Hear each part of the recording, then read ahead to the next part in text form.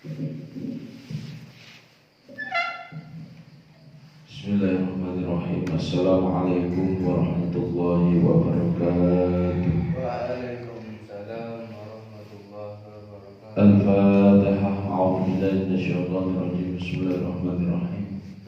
Alhamdulillahirabbil alamin arrahmanir rahim maliki yaumiddin. Iyyaka na'budu wa iyyaka nasta'in ihdinas siratal mustaqim.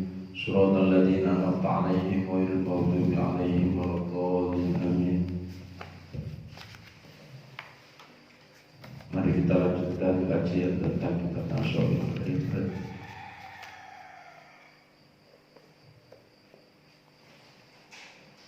Bismillahirrahmanirrahim.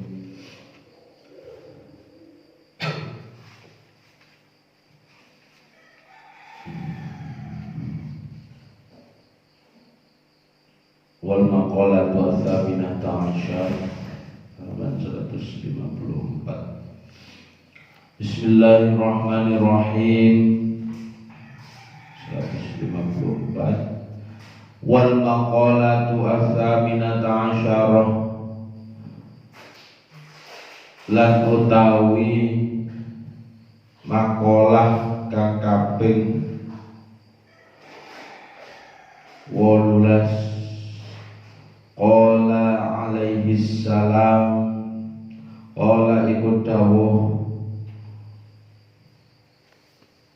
sapa Kanjeng Nabi alaihi salam, arba'atu jawahir, arba'atu utawi papat jawahir, utawi pira-pira jawahir.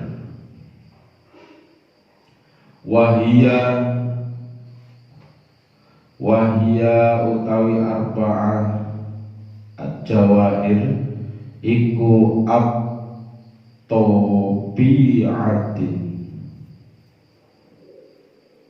at-tobi'ain termasuk piro-piro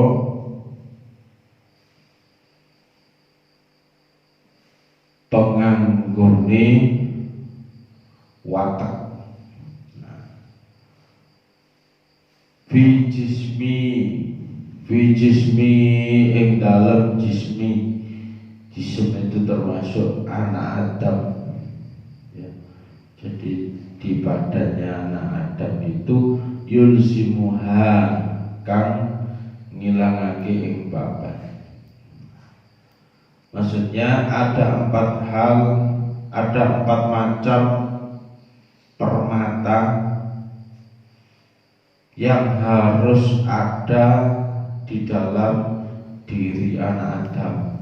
Diri anak Adam itu yang di diri kita semua ini. Ada 4 sifat, ada 4 hal permata yang harus ada pada diri kita, termasuk diri anak Adam ya. Salah satunya apa? Yang pertama, jangan sampai ya 4 hal ini ketukar dengan hal-hal yang lain. Amal jawahiru fal aqlu.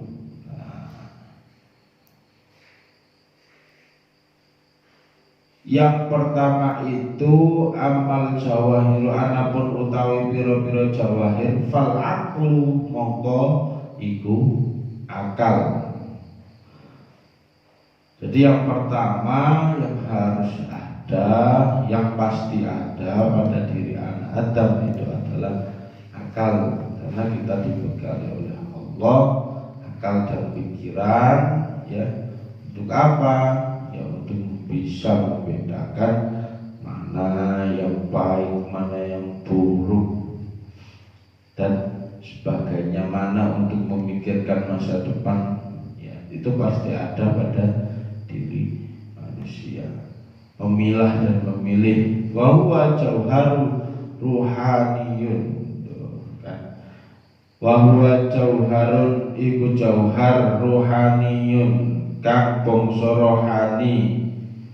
Apa khalaqallahu kang dadi termasuk makhluknya Allah Ta'ala muta'alliqan hale gumantung bi badanil insani ing dalem badane menungso.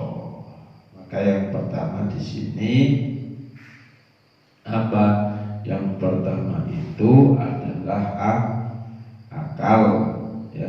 Kita dibekali akal untuk apa? Untuk memilih mana yang baik, mana yang buruk. Oh, ini harus kita lakukan. Oh, ini tidak boleh kita lakukan.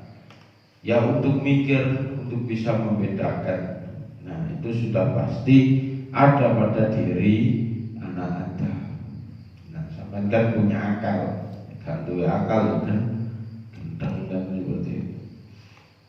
Maka di sini akal ini mendominasi pada diri anak Adam. Nah, caranya akal itu agar bisa jernih, maka tergantung pada hati kita. Oh, hati kita sudah berbisik, akal itu juga akan memprediksi, oh nanti bakal begini, oh nanti kalau saya melakukan ini nanti hasilnya akan begini. Lah itu adalah akal. Lah yang kedua apa? Wadin lan agomo. Jadi di dalam diri Adam harus ada agama. Untuk apa? Ya untuk menjadikan diri kita itu apa? Orang beragama yang menjadikan panutan pada diri kita masing-masing. Sama-sama agama Islam, tapi perilakunya berbeda-beda. Lah yang membedakan apa? Wong sama agamanya kok. Misalkan saya dengan ya dalam beragama itu berbeda-beda. Ada yang waktu ibadah, ya. Ada yang biasa-biasa saja. Mungkin ada juga ketika dia beribadah, ya, dia selalu ya memaksimalkan ibadahnya masing-masing. Lah di agama pun juga begitu. Sama-sama sholat 5 waktu, ada yang sholatnya awal waktiha, ada yang sholatnya akhir, ada yang dikotok, saking malesi, ya berbeda-beda. Nah, maka di dalam diri kita dibekali selain akal, yang kedua dibekali oleh Allah adalah agama. Wa huwa ma yan'u wa huwa utawitin ma iku barang kang yad'u ashabul uqulu, ya. Ashabul uqulu iku wong kang duweni akal ila qabuli marang nerimo barang ma huwa minar rasuli ma iku tetep minar rasuli saking Rasulullah sallallahu alaihi wasallam. Wal haya'u utawi kehidupan. Wal haya'u iku isin. Wal amalus sholeh lan amal sholeh. Lah yang selanjutnya yang termasuk ada pada diri, yang harus ada pada diri anak Adam itu hayaun, yaitu isin atau sungkan atau malu. Nah, malu itu adalah bagian dari apa? Sifat atau permata yang harus ada pada diri manusia, pada diri anak Adam. Itu pasti ada.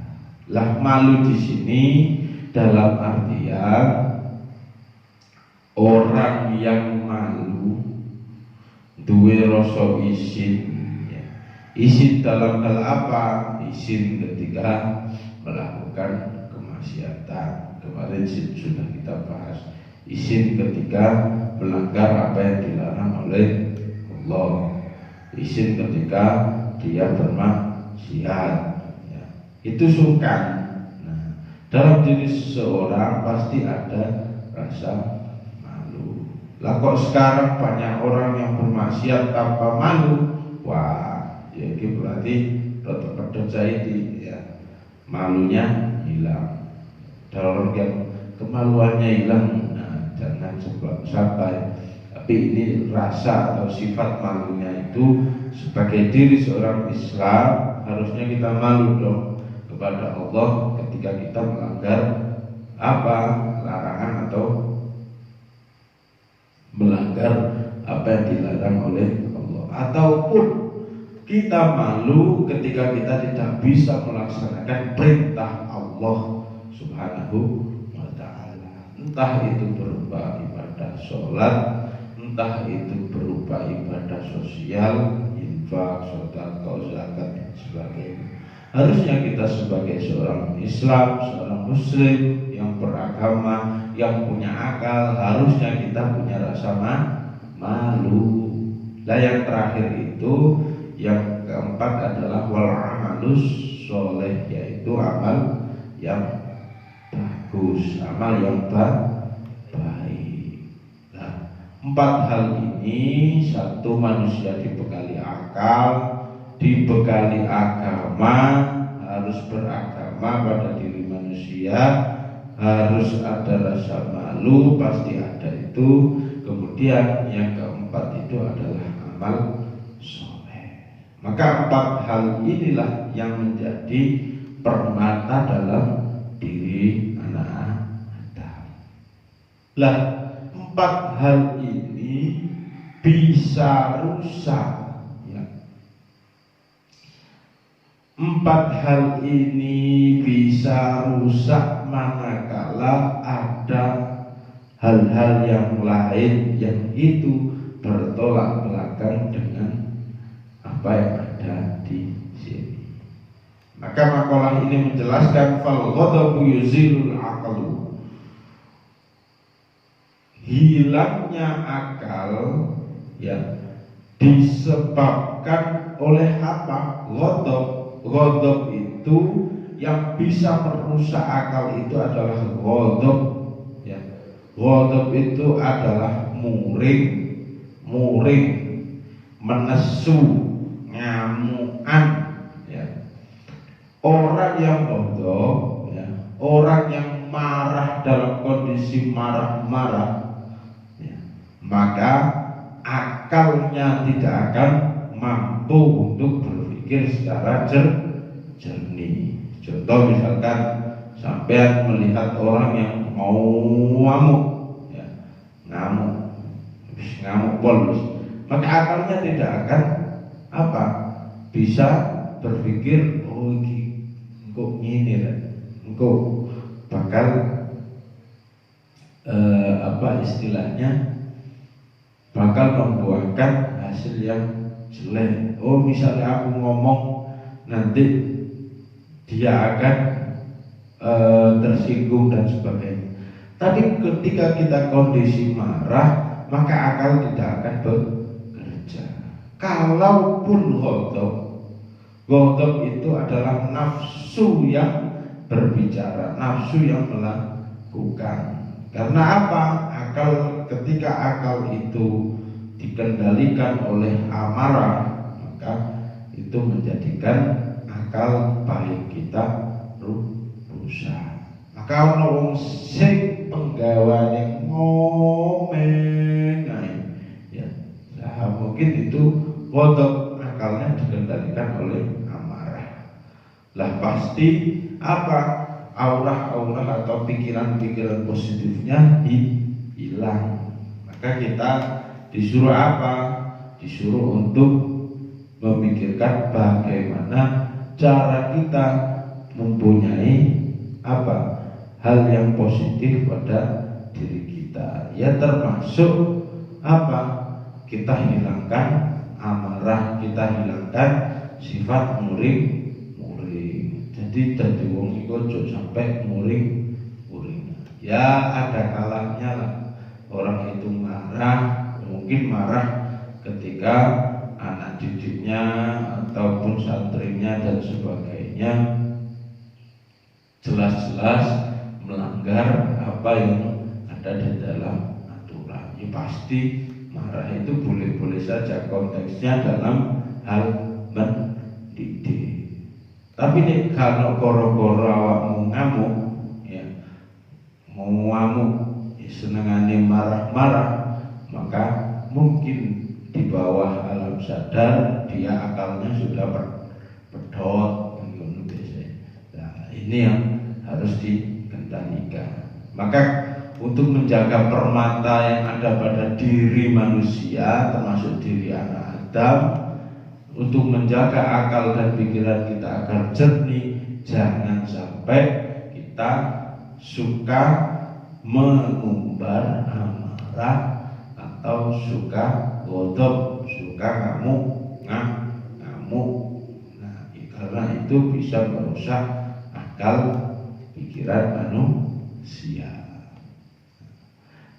Ruya annahu sallallahu alaihi wasallam, Kanjeng Nabi dawuh, qala ya Muawiyah, ya. Hei Muawiyah, iyyaka, ya. Wadiya sira, Kanjeng Nabi ngandani Muawiyah iki. Wal ghadaba ing muring-muring, fa innal ghadaba mongko setuhune muring-muring yufsidul imana, iku ngerusoi pira-pira ghadab al imana ing iman, kama yufsidus sidrol, termasuk kama kaya yento ngerusak asibra ing pira-pira, termasuk merusaknya sibra iku apa ya, madu, ya, wal asalu ing madu, ya. Maka di sini ghadab, ya, sibra itu termasuk jadah atau getah gampangannya. Orang yang suka marah-marah, hei Muawiyah, jangan marah-marah, kata Rasulullah Sallallahu Alaihi Wasallam, karena sesungguhnya marah itu dapat merusak yusidul iman, merusak keimanan. Seperti apa? Seperti jadah yang merusak madu. Wong kita itu sudah jelas-jelas dibekali Allah akal, maka kita gunakan akal dan pikiran kita itu untuk mengendalikan hawa nafsu. Karena apa? Sudah tentu di sini hadis ini mengatakan bahwasanya marah itu dapat apa? Merusak keimanan seseorang. Jangan sampai kita semua ini dikendalikan oleh nafsu kita. Ya bicarane harus apa? Harus tertanam pada diri kita. Jangan sampai nafsu mengendalikan semua yang kita lakukan. Harus akal. Nah, gunanya akal untuk memilah dan memilih. Oh, ternyata yang saya lakukan ini baik untuk semuanya. Oh, yang saya lakukan ini ternyata bermanfaat untuk orang lain. Nah, maka ojo sampai ghadab. Ghadab itu berarti muring. Wis piye carane los, ya. Artinya wong iku gak duwe rasa muring. Insyaallah tenang. Lah sampai delok nek wong nang ndi senengane ngamuk wae, maka hatinya mesti deg. Ya. Wong ngamuk kan jantungnya rada emosi ya. Misalnya Ibrahim digodho, ya. Akhirnya kan emosi. Kalau emosi itu melahirkan aura-aura yang negatif. mesti wontok-wontok, jantungnya yang pengen muat-lengkung ya kan. Nah, tapi jangan sampai kita punya rasa marah. Rawahul Baihaqi. Wal hasadu wa huwa tamanna zawal ni'matil ghairi. Nah, yuziluddin termasuk hasud ya. Hasud kalau tadi kan akal lah, yang bisa merusak agama itu adalah sifat hasud. Yang bisa merusak agama seseorang itu adalah sifat hasud. Kalau tadi kita jauhi amarah untuk mengendalikan akal, maka yang kedua untuk mengendalikan agama seseorang, jauhi sifat hasud. Kalau sudah ada hasud, bisa merusak agama kita. Ruya Nabi sallallahu alaihi wasallam diceritake ya, apa setuhune Kanjeng Nabi Muhammad sallallahu alaihi wasallam, iyyakum wedya sira kabeh wal hasada ing dengki hasud, iri dan sebagainya. Fa innal hasada, mongko setuhune dengki itu yakulul hasanati, mangan ing piro-piro kebagusan. Kata kulunar koyok yento kulunar ke yento mangan apa annaru ing geni khotoba ingkang kayu. Rawahu Abu Dawud. Jadi orang yang punya sifat hasud, orang yang punya sifat hasud, sifat dengki dan sebagainya, itu bisa merusak agama yang ada pada diri kita. Lah daunnya Kanjeng Nabi di sini, iyyakum wal hasada fa innal hasada yaqulul hasanat, kata kulunna khotob. Hasud itu dapat melalap habis kebajikan, kebaikan yang kita lakukan, kebagusan yang kita lakukan, seperti api yang melalap apa? Kayu bakar. Ya wis, sapiro wae awakmu iku nandur keapian, akan hangus manakala kamu mempunyai sifat hasud, sifat dengki. Misalnya ya, kita sudah mengumpulkan kayu bakar, ibaratnya kayu bakar itu adalah kebaikan, kebajikan yang kita lakukan. Tumpuk banyak sampai sagunung. Tapi ada sifat hasud dalam diri kita, ada sifat kedengkian dalam diri kita, maka seperti api yang melalap kayu bakar. Ya wis jadi abu ilang sapi rawai akeh kayu akan hangus. Begitupun juga pada diri manusia. Orang sudah berusaha, orang sudah berupaya melakukan kebaikan ditumpuk ya, saking api ditumpuk sampai pirang-pirang gunung, tapi kalau dalam hatinya masih ada hasud ya, iyyakum wal hasada wa innal hasada yakulul hasanat, kata kulun narul khotob. Sudah pasti hasud dapat melalap habis kebajikan atau kebaikan yang kita lakukan, seperti api melalap kayu bakar. Ya sudah, ya semakin banyak api, semakin banyak percikan api, ya mungkin kayu-kayu bakar atau kebaikan seorang itu ya ibaratnya akan hilang. Maka jauhi sifat hasud ya.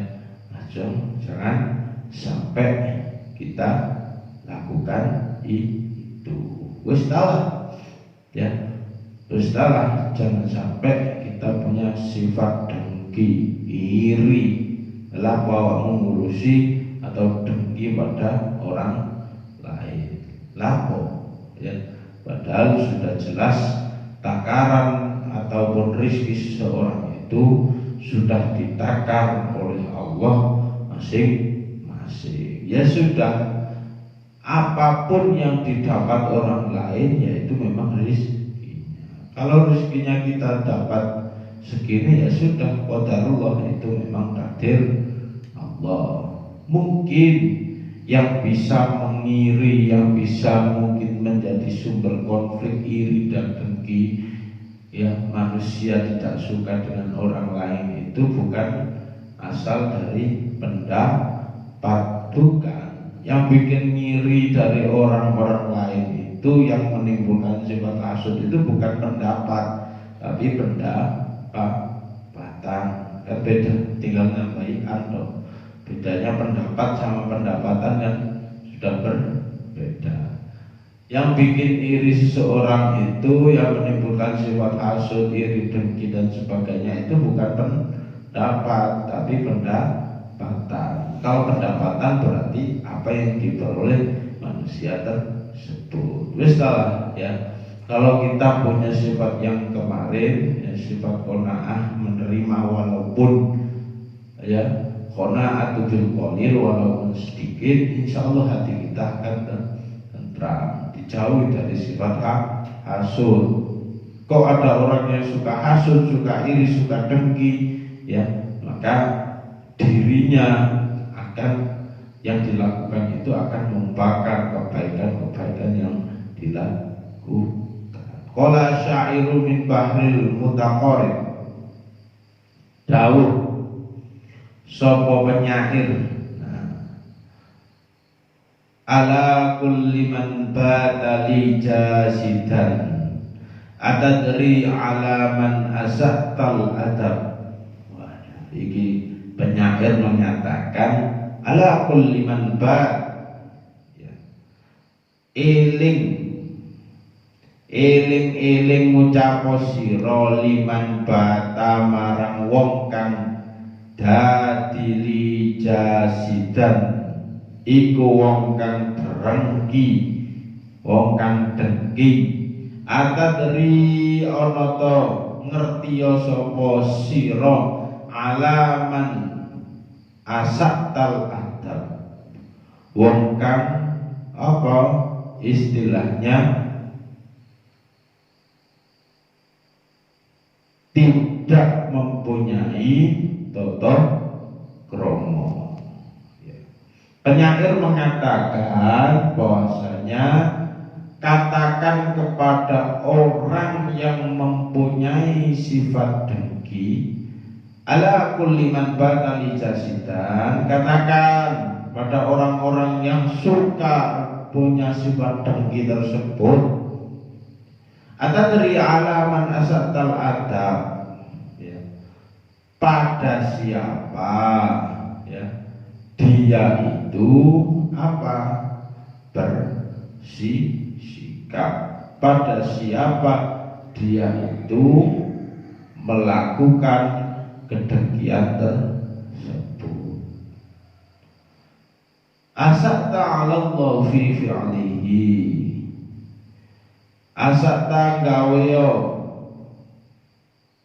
asakta 'ala Allah gawe Allah sira 'ala Allahi ing atase Allah ya, fi fi'lihi ing dalam penggaweane rajul tersebut. Ida anata lam tardo lima wahab, anapun termasuk ketika kita itu dalam diri kita, ketika kita tidak senang terhadap apa? Senang terhadap keputusan Allah, ya, maka Allah, ya, lam tarda lima wahab, maka Allah akan membalas dengan balasan tidak suka juga kepada kamu. Nah, maka di sini harusnya ketika kita tidak suka atau kita dengki terhadap orang lain, kita hasut iri terhadap orang lain, maka sama halnya kamu itu tidak suka dengan keputusan Allah. Pun yang menakdir dia itu kaya itu adalah Allah. Kok sampean tidak senang? Kok dalam diri sampean masih iri, masih dengki? Maka sama halnya kamu semua ini apa? Tidak ridho dengan ketentuan Allah. Maka jangan sampai ketika kamu sudah tidak ridho dengan ketentuan Allah, maka dijawab oleh penyair, fazazaka Rabbi bi anzatani. Maka muga-muga apa? Membales ing sira Rabbi sapa pangeran ingsun bi anzatani kelawan yen to bales tadi, ya, ing Rabbi ingsun wasatta alaika lan muga-muga buntuwa sira kabeh, ya, wujuhat talibi ing pira-pira dalane, ya, jalu lah naudu bila. Ketika orang itu tidak ridho terhadap keputusan Allah kepada orang lain, maka Allah sendirilah yang akan menutup jalan orang tersebut terhadap apa yang dia minta. Misalnya seperti ini. Ketika kita itu punya sifat iri dan kita terhadap orang lain, ya, maka apa yang kita minta kepada Allah, kita pengen ini, pengen itu, maka permintaan kita itu akan ditutup oleh Allah, ya. Karena sampai disambi iri dengan orang lain, disambi dengan hasud terhadap orang lain.